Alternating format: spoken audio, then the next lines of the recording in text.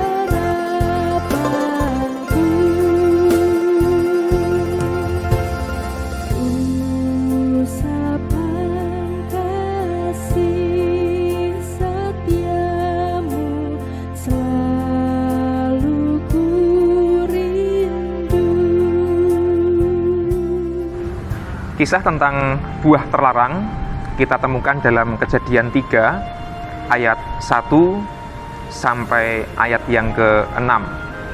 Dan oleh LAI, perikop ini diberi judul Manusia Jatuh ke Dalam Dosa. Meskipun sebenarnya dalam Kejadian 3 kata dosa itu belum muncul dalam Alkitab. Nah, ini menarik.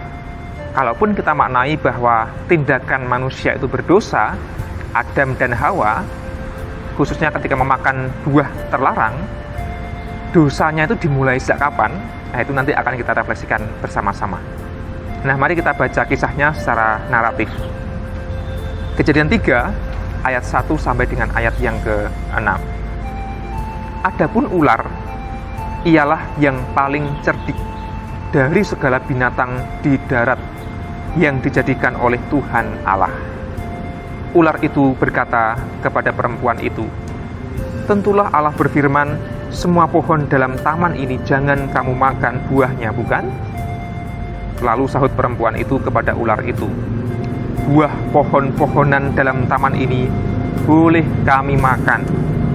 Tetapi tentang buah pohon yang ada di tengah-tengah taman, Allah berfirman, jangan kamu makan ataupun raba buah itu, nanti kamu mati."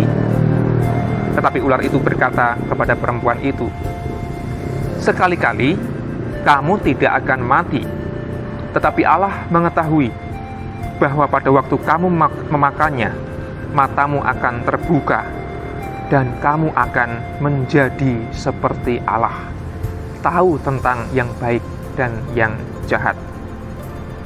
Perempuan itu melihat bahwa buah pohon itu baik untuk dimakan dan sedap kelihatannya. Lagi pula pohon itu menarik hati karena memberi pengertian. Lalu ia mengambil dari buahnya dan dimakannya, dan diberikannya juga kepada suaminya yang bersama-sama dengan dia, dan suaminya pun memakannya. Kembali ke pertanyaan di awal, sejak kapan Hawa ataupun Adam itu jatuh dalam dosa? Biasanya jawaban dogmatis akan mengatakan mereka berdosa sejak memakan buah terlarang itu, buah pengetahuan yang baik dan yang jahat. Tapi kalau kita membaca secara naratif, saya punya refleksi yang sedikit berbeda kepada kita semua. Awal dari tindakan memakan buah terlarang itu adalah bujukan dari si ular. Dikatakan bahwa ular adalah binatang yang paling cerdik. Nah, orang mengatakan ular itu adalah iblis. Padahal kejadian jelas-jelas mengatakan itu bukan iblis, melainkan ular. Ular yang digambarkan bisa berbicara kepada manusia kala itu. Atas bujukan, atas godaan dari si ular itu, kemudian manusia itu berubah pikiran dari setia kepada Allah menjadi orang yang kepengen menjadi sama seperti Allah, menjadi orang yang kemudian berubah haluannya menjadi dituruti hawa nafsunya. Kalimat yang menjadi kunci bagi saya adalah ayat yang kelima yang dikatakan oleh ular itu kepada perempuan itu. Pada waktu kamu memakannya, matamu akan terbuka dan kamu akan menjadi sama seperti Allah, tahu tentang yang baik dan yang jahat. Matamu akan terbuka, kamu akan menjadi seperti Allah.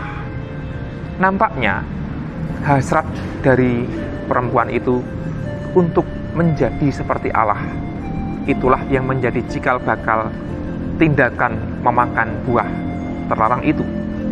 Maka bagi saya, dosa perempuan itu terletak atau dimulai ketika ia terbujuk oleh rayuan si ular yang cerdik itu. Ketika dalam hatinya kemudian muncul keinginan atau hasrat untuk menyamai Allah, untuk menjadi seperti Allah. Manusia yang tidak tahu batasnya, yang ingin melampaui batasnya itu mau menjadi seperti Allah. Disitulah dimulainya dosa yang terjadi. Kemudian dosa itu, hawa nafsu itu melahirkan sebuah tindakan memakan buah terlarang. Bapak, Ibu, dan saudara yang terkasih di dalam Tuhan, dalam kehidupan kita tentu ada banyak godaan dan cobaan.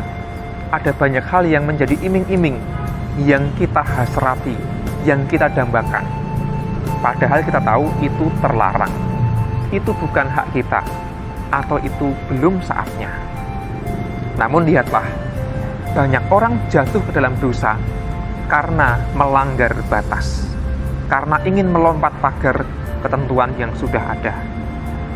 Semua itu menurut saya berawal dari hasrat, dari nafsu, dari keinginan yang tidak bisa terbendung. Korupsi itu terlarang, jelas. Ada uang yang tidak boleh diambil, ada batasnya. Itu menjadi iming-iming bagi banyak orang. Ada orang yang tergoda dan jatuh dalam dosa korupsi karena ia gagal menguasai keinginannya. Namun orang-orang yang tahu batas, oh itu bukan hakku, atau belum saatnya, dia nggak akan mengambil uang yang terlarang itu. Atau dosa perselingkuhan misalnya. Ada orang lain, ada batasnya, itu bukan pasangan kita, itu bukan hak kita. Kita sudah punya pasangan misalnya. Tapi ada orang-orang yang tetap setia dan tidak melanggar batas karena dia menguasai hawa nafsunya. Tapi ada orang-orang yang melompat pagar dan melanggar ketentuan, yang tidak bisa menguasai nafsunya kemudian terjatuh dalam dosa perselingkuhan. Ada dosa kekerasan, dosa kemarahan, apapun itu. Harusnya ada batasnya. Sampai kemana emosi kita boleh terjadi. Orang-orang yang gagal mengendalikan hawa nafsu terjatuh pada tindakan kekerasan itu. Maka sebenarnya, jemaat yang terkasih, dosa adalah ketika sudah muncul hasrat keinginan dari kita untuk berbuat jahat, berbuat sesuatu yang kita tahu itu melanggar batas. Itu bukan hak kita, bukan wewenang kita, namun kita ingin meraihnya. Maka, sebelum kita jatuh dalam dosa berupa tindakan yang nyata, waspadalah ketika itu sudah muncul dalam pikiran kita, dalam angan-angan kita, sesuatu yang kita damba-dambakan. Kita harus tahu sampai di mana batas kita. Semakin kita bisa mengendalikan diri dan keinginan, kita tidak akan terjatuh dalam dosa. Waspadalah pada bujukan ular, barangkali itu adalah hawa nafsu kita, barangkali itu adalah ego kita. Semakin kita bisa menahan diri, kita akan terhindar dari dosa dan kesalahan. Tuhan memberkati kita. Amin. Bila ku renung dosa